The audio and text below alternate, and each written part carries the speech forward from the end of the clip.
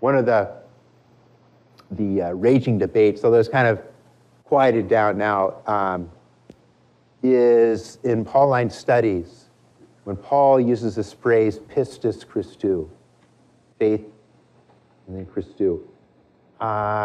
Does he mean, is this faith in Christ? So the righteousness of God has been revealed through faith, our faith in Christ, or is it through Christ's faithfulness?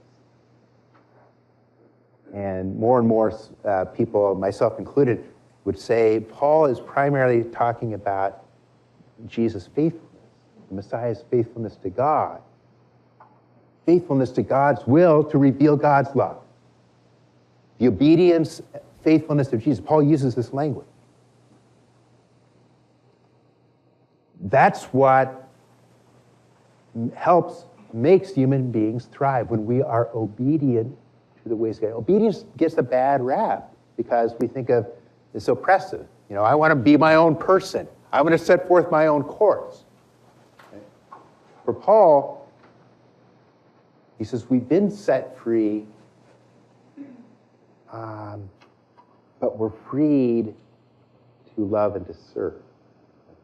So he'll say, we've been freed from certain things, but we are still to be servants or slaves. Right? But for him, that's real freedom.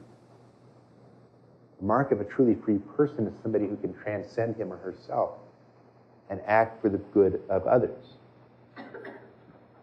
So this is, Jesus reveals not only who God is, but what it means to be human.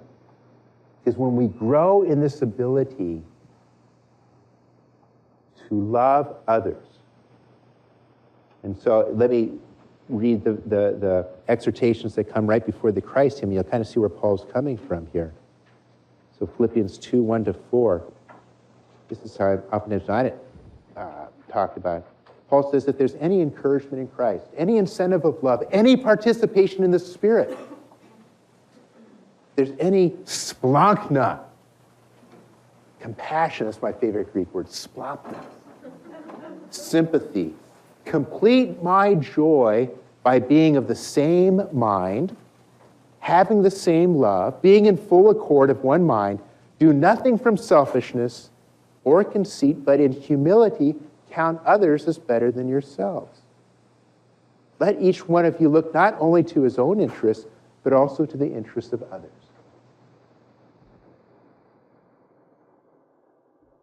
This is a way of being. Elsewhere, Paul will say, 2 Corinthians 5, 14, 15, the love of Christ compels me.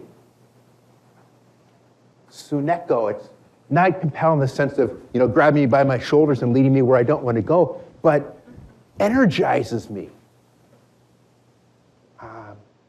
And he says, so that I live no longer for myself, but for the sake of Christ who loved me and gave himself for me. And the way we live for Christ is to walk in his ways.